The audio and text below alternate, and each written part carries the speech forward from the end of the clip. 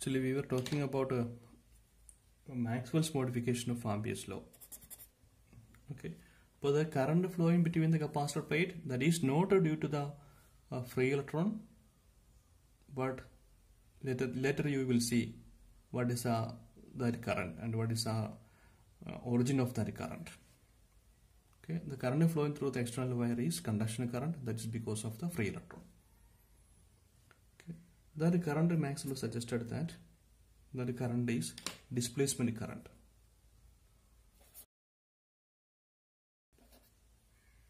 ID.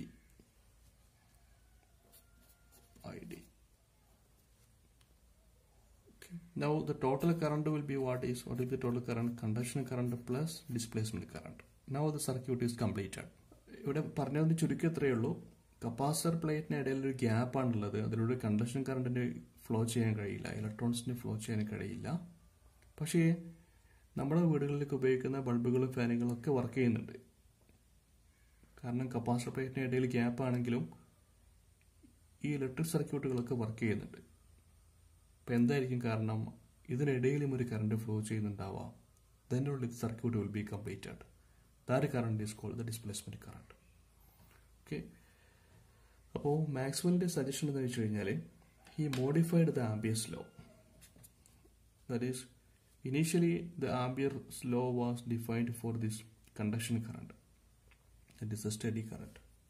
Now, in order to include this displacement current, Maxwell suggested that Ampere's law must be modified. How he modified? Del cross B is equal to mu 0. We will write J, but here we have 2J. That is, this is our J. Current density because of the conduction current, and current density because of the displacement current. Therefore, the J is replaced by J plus JD. Actually, I can write JC, but no need to write it. നമുക്കറിയാം JC എന്ന് പറഞ്ഞു കഴിഞ്ഞാൽ conduction current ആണ് J എന്ന് പറഞ്ഞു കഴിഞ്ഞാൽ. അതായത് നമ്മൾ ആ മാക്സ്വെൽ തിയറത്തിലെ del cross P is equal to mu 0 J എന്ന് പറഞ്ഞാൽ ഈ J, that is because of the conduction current flow. അതായത് ഒരു കണ്ടക്ടറിലൂടെ ഒരു കറണ്ട് I ഫ്ലോ ചെയ്യുകയാണെങ്കിൽ ആ I മൂലം ഉണ്ടാകുന്ന കറണ്ട് ഡെൻസിറ്റിയാണ് J. അതുമൂലം ഉണ്ടാകുന്ന ഒരു പോയിന്റിലുള്ള മാഗ്നറ്റിക് ഫീൽഡാണ് this B. That is a steady magnetic field. This is Ampere's law. അപ്പോൾ ഇങ്ങനെ മോഡിഫൈ ചെയ്ത് കഴിഞ്ഞാൽ now let us take the divergence. നമ്മുടെ നേരത്തെ കേസിൽ നമ്മുടെ പ്രോബ്ലം എന്ന് പറഞ്ഞു കഴിഞ്ഞാൽ ഡൈവർജൻസ് എടുക്കുന്ന സമയത്ത് ഡെൽ ഡോട്ട് J 0 ആവാത്ത പ്രശ്നമായിരുന്നു. നമുക്ക് നോക്കാം എന്താണ് പ്രശ്നം. ഡൈവേർജൻസ് എടുക്കുന്ന സമയത്ത് ഇവിടെ ലെഫ്റ്റ് ഹാൻഡ് സൈഡ് ഓട്ടോമാറ്റിക്കലി 0 ആണ്. Divergence of any vector is 0. Right hand side 0 ആയിട്ടുണ്ടായിരുന്നില്ല. Del dot J minus Dr rho by dot T ആണ് കിട്ടിയിരുന്നത്. അപ്പോൾ നമ്മൾ എന്താ ശ്രദ്ധിക്കുന്നത്? ഈ ജെയിൽ മോഡിഫിക്കേഷൻ വരുത്തിയിട്ട് ഇതിന് ഡൈവേർജൻസ് എടുക്കുമ്പോൾ റൈറ്റ് ഹാൻഡ് സൈഡും ഓട്ടോമാറ്റിക്കലി 0 ആവണം. ആ സജഷനാണ് നമ്മുടെ മാക്സ്വെൽ പറഞ്ഞിട്ടുള്ളത്. Now take the divergence. നമുക്ക് ഈ ഇക്വേഷനെ അഞ്ചാമത്തെ ഇക്വേഷനായിട്ട് കൊടുക്കാം. Divergence of equation 5. Del dot del cross P is equal to, ഇവിടെ നമ്മൾ റൈറ്റ് ഹാൻഡ് സൈഡിലും ഡൈവേർജൻസ് എടുക്കണം. mu 0 del dot J plus del dot JD. Of course, divergence of curl of any vector is 0. Right hand side of mu 0 del dot J plus del dot JD. അപ്പോൾ ഇവിടെ left hand side 0 ആവണമെന്നുണ്ടെങ്കിൽ mu 0 ഒരിക്കലും 0 ആവില്ല. പിന്നെ chance ഉള്ളത് del dot J plus del dot JD must be 0, or this del dot J is equal to minus of del dot JD. അപ്പോൾ ഈ del dot J യുടെ value നമുക്കറിയാം. From the equation of continuity, we know the equation of continuity. That is del dot J is equal to minus dou rho by dou T. അത് നമ്മുടെ എക്സ്പ്രഷനിൽ കൊടുത്തു നോക്കാം. ഈ വാല്യൂ ഇവിടേക്ക് സബ്സ്റ്റിറ്റ്യൂട്ട് ചെയ്ത് നോക്കാം. ഇത് ഇവിടേക്ക് സബ്സ്റ്റിറ്റ്യൂട്ട് ചെയ്ത് കഴിഞ്ഞാൽ എന്ത് വരും? ഇതിൻ്റെ സ്ഥാനത്തേക്ക് ഇത് കൊടുക്കാം. Minus Dr rho by Dr t is equal to minus of del dot J D. ഇവിടെ മൈനസും മൈനസും ക്യാൻസൽ ആയിപ്പോയി. നമുക്ക് എന്ത് കിട്ടി? ഡെൽ ഡോട്ട് ജെ ഡി എന്ന് പറഞ്ഞു കഴിഞ്ഞാൽ ഡോ റോ ബൈ ഡോ ടി. അപ്പോൾ നമ്മുടെ ഇക്വേഷൻ 6 നിന്ന് കൊടുത്തു. From Gauss's theorem we have del dot E is equal to rho by epsilon 0. ഇതിൽ നിന്ന് എനിക്ക് റോക്ക് സബ്സ്റ്റിറ്റ്യൂഷൻ കൊടുക്കാൻ പറ്റും. That is rho is equal to epsilon 0 കൊണ്ട് കൊണ്ടുവരാം. എക്സലോൺ 0 ഡെൽ ഡോട്ട് ഇ ആണ്. അപ്പോൾ നമുക്കിതിനെ ഡെൽ ഡോട്ട് എക്സലോൺ 0 ഇ എന്ന് എഴുതാം to റോനെ. Number 7. So now we have to replace this rho by this equation. That is, put 7 in 6. Del dot JD is equal to dou by dou T of del dot epsilon 0 E, or del dot JD can be written like this. Right hand side നമുക്ക് ഡെല്ലിന് പുറത്തേക്ക് എടുക്കാം. Del dot doe by Dr t epsilon 0 E. ഇവിടെ രണ്ടെണ്ണം divergence. Divergence of this quantity is equal divergence of this quantity, which means JD is equal to this quantity. This JD is equal to dou by dou T of epsilon 0 E. Very good. This is a C. നമുക്ക് അറിയില്ലായിരുന്നു ഈ displacement കറണ്ടിന്റെ origin എന്താണെന്ന് നമുക്ക് അറിയില്ലായിരുന്നു. നോക്കൂ, displacement current എന്ന് പറഞ്ഞു കഴിഞ്ഞാൽ current density, displacement current density JD എന്ന് പറഞ്ഞു കഴിഞ്ഞാൽ that is due to the time varying electric field. Or എനിക്ക് എക്സ്പ്രഷനെ JD is equal to epsilon 0 constant ആയതിന് പുറത്തേക്ക് എടുക്കാം. Dou E by dou T. This is the displacement current density. അപ്പോൾ നമ്മുടെ ആംബിയസ് ലോ എന്തായിരുന്നു? Modified Ampere's law del cross P is equal to mu 0 J plus JD ആയിരുന്നു. This now we have obtained that this JD, displacement current density, is due to the time varying electric field. I will come to the explanation later. The del cross B is equal to mu 0 J plus, substitute this quantity, epsilon 0 dou E by dou T. Okay, this expression is Ampere Maxwell's law. This is the contribution from the Maxwell. Addition of the displacement current density to the Ampere's law is the contribution from the Maxwell. This has a great significance in the electromagnetic theory that I will explain one by one later. Now, this is the modified form of Ampere's law, or this is called Ampere-Maxwell's law, and the term JD is called displacement current density. Before going to the physical meaning of this expression, now let us check whether the divergence of this equation goes to 0 or not. Which means both the left hand side on the right hand side must go to the 0 individually. Let me check. Now take the divergence. Let me put this is equation number 8. Del dot del cross B.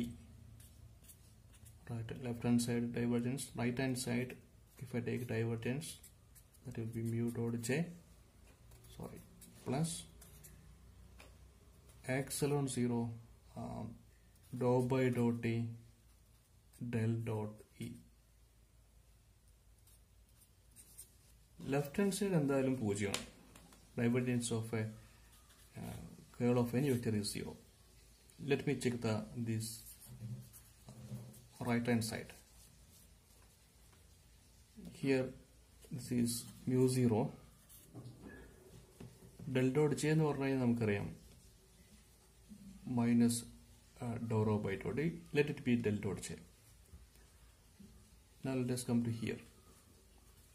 Del dot J plus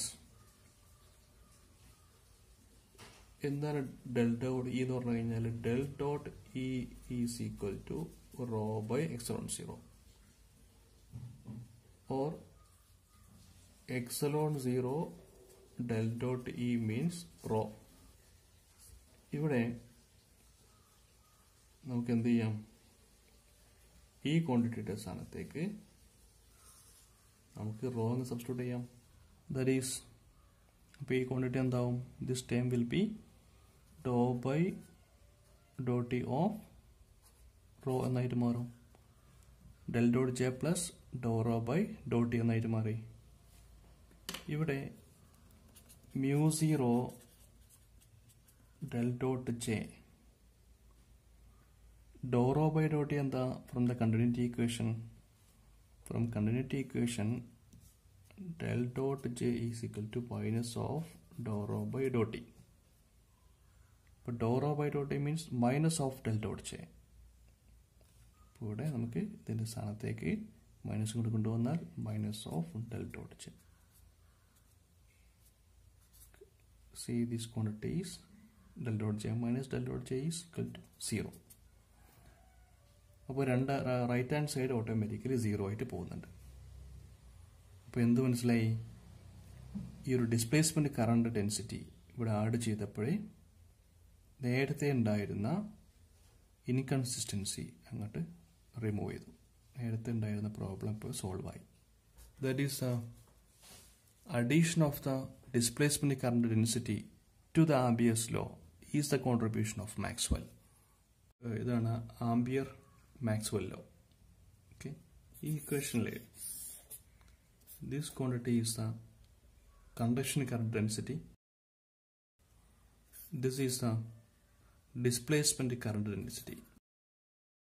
displacement current density എന്തുകൊണ്ടാണ് current density എന്ന് പറഞ്ഞു കഴിഞ്ഞാൽ നമുക്കറിയാം J എന്ന് പറഞ്ഞു കഴിഞ്ഞാൽ current per area, current flowing per unit area, that is A current density.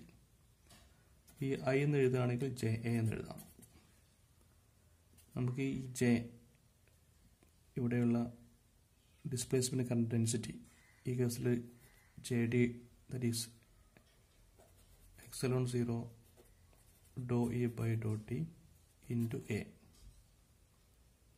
that is displacement current ID.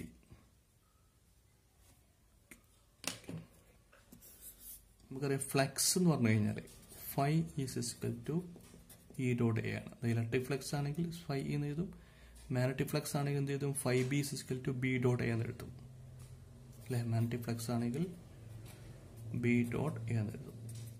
ഇതിവിടെ electric flux ആണ്. A is the area. അപ്പോൾ ഈ ക്വാണ്ടിറ്റിയുടെ സ്ഥാനത്തേക്ക് എനിക്ക് എന്ത് സബ്സ്റ്റിറ്റ്യൂട്ട് ചെയ്യാം, ഫൈ ഇ എന്ന് സബ്സ്റ്റിറ്റ്യൂട്ട് ചെയ്യാം. അതായത് ഐ ഡി എന്ന് പറഞ്ഞു കഴിഞ്ഞാൽ epsilon 0 doe phi E by Dr t എന്ന് എഴുതാം. ഇപ്പോൾ ഡിസ്പ്ലേസ്മെന്റ് കറണ്ടിന് ഇങ്ങനെയും ഒരു എക്സ്പ്രഷൻ ഉണ്ട്. This is actually displacement current. That is this ID epsilon 0 dou phi E by dou T.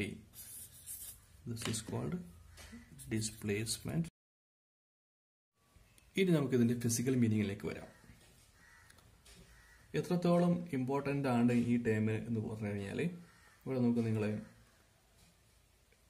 നമുക്കറിയാം ഒരു സ്റ്റഡി കറണ്ട് ഉള്ളിടത്ത് മാഗ്നറ്റിക് ഫീൽഡ് ഉണ്ടാവും.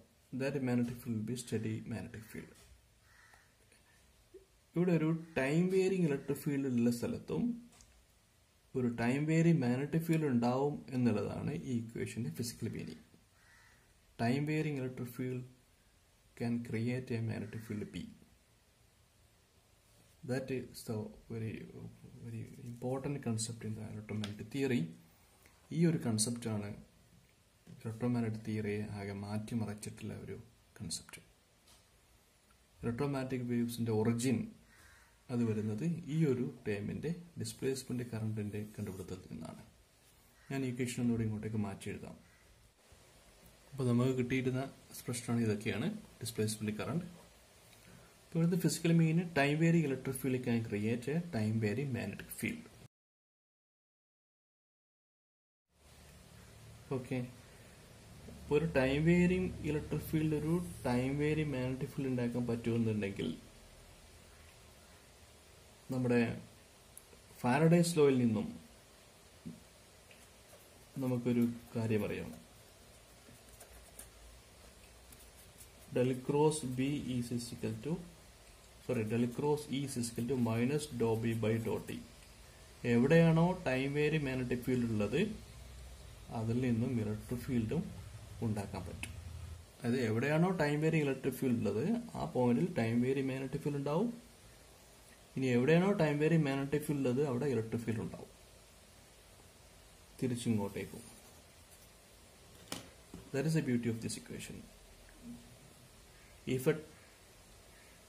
a time varying electric field can generate a time varying magnetic field, then according to the Faraday's law, that time varying magnetic field can create a time varying electric field. Therefore, that is, this time varying electric field can act as a source of time varying magnetic field. Similarly, according to the Faraday's law, this time varying magnetic field can act as a source of time varying electric field. If this electric field can generate a time varying magnetic field, then the time varying magnetic field can also generate a time varying electric field. ശരിക്കും ഇവിടെ നല്ലൊരു philosophy ഇവിടെ work ചെയ്യുന്നുണ്ട്. ഇപ്പോൾ Faraday's ലോയുടെ കണ്ടുപിടിച്ച സമയത്ത് തന്നെ ശരിക്കും ഒരു ഇതിലേക്ക് ശ്രദ്ധിച്ച് നോക്കുകയാണെങ്കിൽ ഒരു ടൈം വേരിങ് മാഗ്നറ്റിക് ഫീൽഡിനെ ഒരു ടൈം വേരി ഇലക്ട്രിക് ഫീൽഡ് ഉണ്ടാക്കാൻ പറ്റുമായിരുന്നെങ്കിൽ എന്തുകൊണ്ട് ടൈം വേരിങ് ഇലക്ട്രിക് ഫീൽഡിനെ ഒരു ടൈം വേരി മാഗ്നറ്റിക് ഫീൽഡ് ഉണ്ടാക്കാൻ പറ്റൂല? അല്ലെ, അതാണ് ശരിക്കും ഇവിടെ മാക്സ്വെൽ ചെയ്തിട്ടുള്ളത്. ടൈം വേരി മാഗ്നറ്റിക് ഫീൽഡിൽ നിന്നും ടൈം വേരിങ് ഇലക്ട്രിക് ഫീൽഡ് ഉണ്ടാക്കാൻ പറ്റുമെന്ന് ഫാരഡേസ് കണ്ടുപിടിച്ചിട്ടുണ്ടെങ്കിൽ now Maxwell proved that from the time varying electric field time vary magnetic field can also be created. Now let us come to our example. This capacitor connected to a battery. One switch is also there. ഈ key അങ്ങ് just press ചെയ്ത് കഴിഞ്ഞാൽ നമ്മുടെ capacitor പ്ലേറ്റുകൾ charge ചെയ്യാൻ തുടങ്ങും. അതായത് എക്സ്റ്റേണലിൽ കൂടി ഒരു ചാർജ് പതുക്കെ ഇങ്ങനെ ഇൻക്രീസ് ചെയ്യും. IC. This is because of the free electron. അപ്പോൾ പതുക്കെ ഇങ്ങനെ കപ്പാസിറ്റർ പ്ലേറ്റ് ചാർജ് ചെയ്യാന്ന് പറഞ്ഞു കഴിഞ്ഞാൽ പോസിറ്റീവ് പ്ലേറ്റിൽ പോസിറ്റീവ് ചാർജ് ഇങ്ങനെ പതുക്കെ കൂടി വരും, അതേസമയം ഇവിടെ നെഗറ്റീവ് ചാർജ് ഇങ്ങനെ കൂടി വരും. അപ്പോൾ ഈ കപ്പാസിറ്റി ഫുള്ളി ചാർജ് ആവാൻ ഒരു ചെറിയൊരു സമയം എടുക്കും. Fraction of second, few seconds അല്ലെങ്കിൽ ഫ്രാക്ഷൻ ഓഫ് എ സെക്കൻഡ് എടുക്കും. അപ്പോൾ ഇവിടെ ഈ ഇലക്ട്രിക് ഫീൽഡ് ഇങ്ങനെ ഓരോ ടൈമിനനുസരിച്ചിട്ട് ഇങ്ങനെ കൂടി വരും. ഉദാഹരണമായി ടൈം t=0 ആകുമ്പം സ്വിച്ച് ഓപ്പൺ ആണ്, സ്വിച്ച് ക്ലോസ് ചെയ്തു. അപ്പോൾ ടൈം t=1 സെക്കൻഡ്, 1 സെക്കൻഡ് ആകുമ്പം കുറച്ച് ചാർജുകൾ ഇവിടെ ഇങ്ങനെ ഡെപ്പോസിറ്റ് ചെയ്തു. കപ്പാസിറ്റർ പ്ലേറ്റുകൾ ഇങ്ങനെ ചാർജ് ചെയ്യാൻ തുടങ്ങി. കപ്പാസിറ്ററിന്റെ ചാർജിങ് പ്രോസസ്സ് നിങ്ങൾക്ക് അറിയായിരിക്കും, പ്ലസ് 2 പഠിച്ചിട്ടുണ്ടാവും. അപ്പോൾ ഒരു ടൈം t=1 മൈക്രോ സെക്കൻഡ് ആകുമ്പോൾ കുറച്ച് ചാർജുകളെ ഇവിടെ എത്തിയിട്ടുള്ളൂ കപ്പാസിറ്റർ പ്ലേറ്റ്സിൽ. നമുക്കറിയാം ഇങ്ങനെ ഒരു ചാർജ് ഇവിടേക്ക് എത്തുമ്പോൾ അതിന് അവിടെ ഒരു ഇലക്ട്രിക് ഫീൽഡ് ഡെവലപ്പ് ചെയ്യും.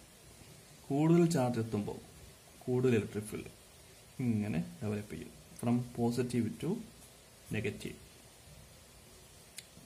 അപ്പോൾ ടൈം ഇങ്ങനെ വന്ന് ഒരു t = 5 milli second, time t = 10 milli second, അങ്ങനെ ടൈം t = 1 സെക്കൻഡ് ആകുമ്പോൾ let us say the capacitor is fully charged. Fully charge ആയി കഴിഞ്ഞാൽ എന്താ സംഭവിക്കുക? ഇവിടെ ഇലക്ട്രിക് ഫീൽഡ് കോൺസ്റ്റന്റ് ആയി.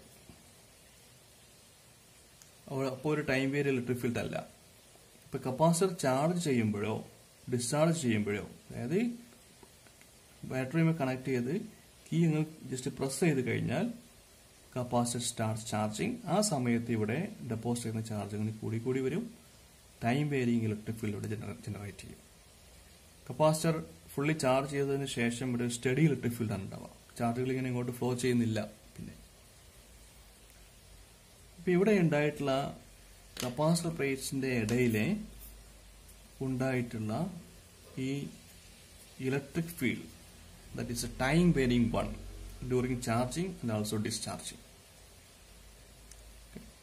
ഈ കപ്പാസിറ്റർ പ്ലേറ്റ്സിന്റെ ഇടയിൽ ഒരു time varying electric field generate ചെയ്യുന്നുണ്ട് എന്നാണ് മാക്സ്വെൽ പറഞ്ഞിട്ടുള്ളത്.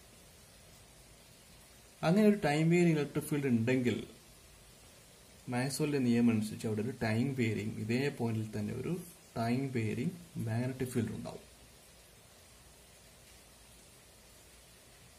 That is, both the electric field and magnetic fields are coupled together. ഒന്ന് മറ്റൊന്നിന്റെ സോഴ്സ് ആയിട്ട് ആക്ട് ചെയ്യുന്നു. ടൈം വേരി ഇലക്ട്രിക് ഫീൽഡ് ഉണ്ടെങ്കിൽ ടൈം വേരി മാഗ്നറ്റിക് ഫീൽഡ് അവിടെ ക്രിയേറ്റ് ചെയ്യും. ടൈം വേരി മാഗ്നറ്റിക് ഫീൽഡ് ഉണ്ടെങ്കിൽ തിരിച്ചത് time vary electric field create ചെയ്യും. ഇതേപോലെ time vary electric field time vary magnetic field create ചെയ്യും. Time vary magnetic field time vary electric field create ചെയ്യും. അപ്പൊ ഇതേ പോയിന്റിൽ both time vary electric and magnetic fields are created. ഇനി നോക്കൂ, നമ്മുടെ ഇലക്ട്രോമാഗ്നറ്റിക് വേവ്സ്. ഇലക്ട്രോമാഗ്നറ്റിക് വേവ്സിൽ എന്തൊക്കെയാണുള്ളത്? അതിൽ ഇലക്ട്രിക് ഫീൽഡ് കമ്പോണൻസും ഉണ്ട്, മാഗ്നറ്റിക് ഫീൽഡ് കമ്പോണൻസും ഉണ്ട്. Electric field components, magnetic field components. അതുകൊണ്ടാണല്ലോ ഇലക്ട്രോമാഗ്നറ്റിക് വേവ്സ് എന്ന് പറയാൻ കാരണം. അപ്പോൾ ഈ കപ്പാസിറ്റർ പ്ലേറ്റിന്റെ ഇടയിൽ ഒരു ഇലക്ട്രോമാഗ്നറ്റിക് വേവ്സ് ശരിക്കും ജനറേറ്റ് ചെയ്യുന്നുണ്ട്. ഇതിൽ നമ്മൾ അങ്ങ് വിട്ട് കഴിഞ്ഞാൽ അത് ഇലക്ട്രോമാഗ്നറ്റിക് വേവ്സ് ആയിട്ട് അങ്ങ് പ്രൊപ്പഗേറ്റ് ചെയ്യും. അപ്പോൾ ഇലക്ട്രോമാഗ്നറ്റിക് വേവ്സിന്റെ പ്രൊഡക്ഷൻ, അതിന്റെ ഒറിജിൻ ഡിസ്ക്രൈബ് ചെയ്തിട്ടുള്ളത് ആംപിയർ മാക്സ്വെൽ ലോ ആണ്. അതായത് മാക്സ്വെല്ലിന്റെ ഡിസ്പ്ലേസ്മെന്റ് കറന്റ് എന്ന് പറയുന്ന ഈ ഒരു കണ്ടുപിടുത്തമാണ് ഇലക്ട്രോമാഗ്നറ്റിക് വേവ്സ് സാധ്യമാക്കിയിട്ടുള്ളത്. That has changed the human life. അത്രയും വളരെ ഇമ്പോർട്ടൻ്റ് ആയിട്ടുള്ള ഇലക്ട്രോമാഗ്നറ്റിക് തിയറിയിൽ ഏറ്റവും ഇമ്പോർട്ടൻ്റ് ആയിട്ടുള്ള ഒരു കൺസെപ്റ്റാണ് this displacement current. That is the time varying electric field can generate a time varying magnetic field. Okay, thank you very much for watching this.